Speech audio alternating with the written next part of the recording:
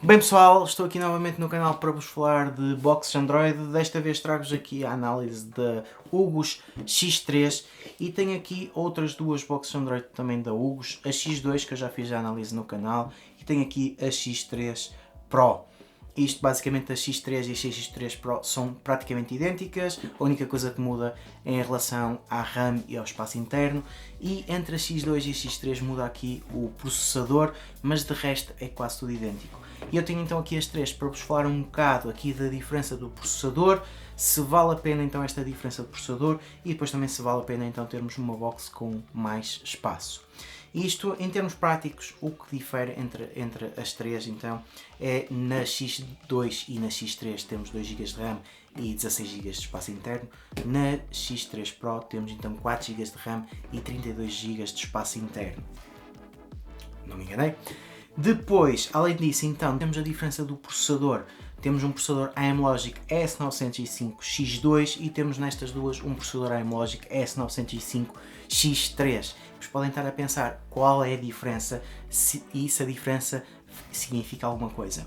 Em termos práticos, este processador é ligeiramente mais rápido. Estamos a falar aqui de um processador com clock de 1.8 GHz e neste já tem, se não me engano, 1.91 GHz, 1.90 GHz. Praticamente não se nota nenhuma diferença e também na utilização não se nota nenhuma diferença assim significativa. Então podem estar a apontar qual é a diferença do processador X3.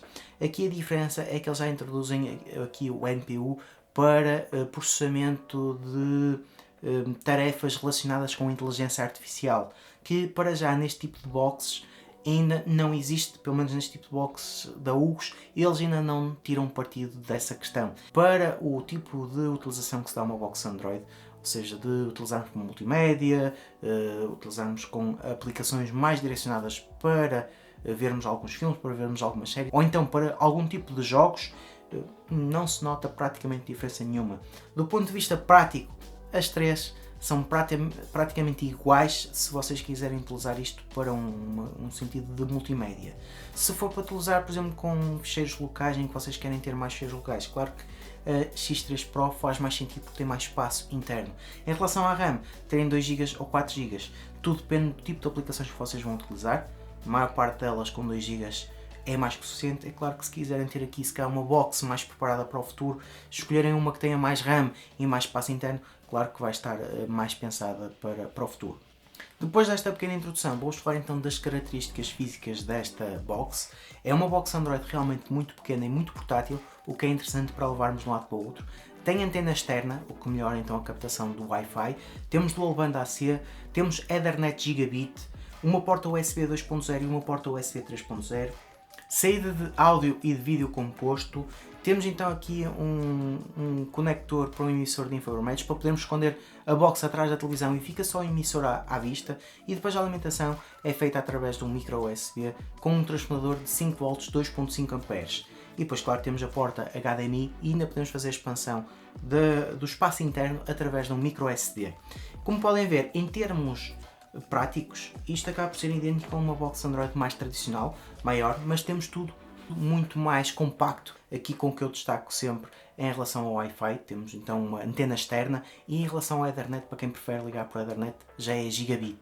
Depois, passando a questão aqui do hardware, que eu acho que a Hugos se preocupa bastante em ter uma box muito interessante em termos de hardware, em relação ao software, a Hugos também se preocupa bastante em vos apresentar um firmware bastante otimizado.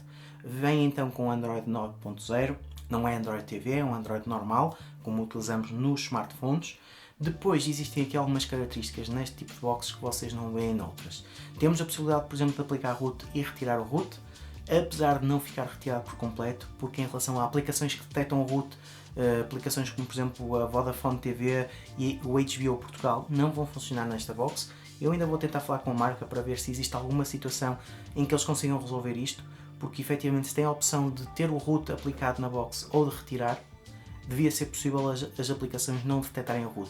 Depois existem outros pequenos extras, como por exemplo utilizarem a box como um servidor Samba para poderem ligar um disco e poderem partilhar na vossa rede, e existe a possibilidade, por exemplo, de esconderem a barra de baixo e a barra de cima, que em algumas boxes não dá para esconder, a configuração, por exemplo, do mapeamento para um gamepad, podemos mapear algumas teclas do próprio comando que vem com a box, e existem mesmo muitas parametrizações que vocês podem fazer na box que não encontram no tipo de boxes. Em relação ao firmware, eu acho que está bastante bem otimizado, temos um launcher simples, aqui falando também de um launcher, a situação da X3 e da X3 Pro já traz um launcher extra da UGS em que vocês podem escolher, a X2 ainda só traz o launcher digamos standard, e depois vocês podem ir à loja Google e instalar o mesmo launcher que é o UGS Launcher.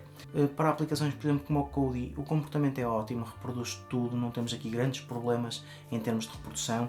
O Netflix, o que vocês têm que ter em conta é que não conseguem instalar diretamente pela loja, têm que instalar, por exemplo, pelo Aptoide e funciona em ST. Em relação a aplicações, como eu já tinha dito, como o HBO Portugal e o Vodafone TV, ele detecta que a box tem root, então não deixa de utilizar, mas por exemplo em relação ao Nós TV consegue-se utilizar. Aqui o que se tira disto é que se as aplicações já fizerem verificação a root, é provável que elas não vão dar neste tipo de box, mas para quem costuma utilizar o Kodi e depois, por exemplo, para quem costuma utilizar para ver IPTV, em princípio a box não vai dar nenhum problema. Em termos de jogos, em relação ao processador, o S905X2 ou X3 é indicado para jogos que não sejam muito pesados, jogos claro que sejam depois compatíveis com o Gamepad, desde que não sejam jogos muito pesados. Eu acho que vocês vão conseguir tirar a partir daqui de jogos mais leves. Claro que para jogos mais pesados vocês têm que ir para o processador S912 ou S922X, e esse será o processador mais indicado na gama da Amlogic para jogarem. Se for para uma questão de streaming, se for para uma questão de aplicações de multimédia, alguns jogos básicos, eu acho que estas boxes, independentemente de ser a X2 ou X3, vão ser mais que suficientes. A UGS aqui costuma nos dar realmente bom hardware e costuma nos dar bom software, costuma ter preocupação em corrigir bugs e em manter atualizadas as boxes em relação a esses erros que os utilizadores vão detectando, ou eles vão detectando e vão corrigindo. Portanto, em relação a isso, eu acho que são soluções bastante interessantes, são soluções que estão bem otimizadas. Em relação a boxes mais tradicionais, são mais compactas, têm a questão de poderem ligar um receptor de infravermelhos para esconderem a box atrás da televisão e ficarem ainda com as coisas mais organizadas, sem estar nada à vista, e também acaba por ser uma box muito interessante para podermos levar para qualquer lado. É bastante pequena, portanto para quem viaja muito pode levar este tipo de box e continuar a aceder ao conteúdo que costuma ter. Se vocês forem ver a minha análise da X2, é praticamente igual à da X3. Em relação à utilização, elas são idênticas, não existe aqui nenhuma melhoria significativa em relação às duas boxes ou às duas variantes.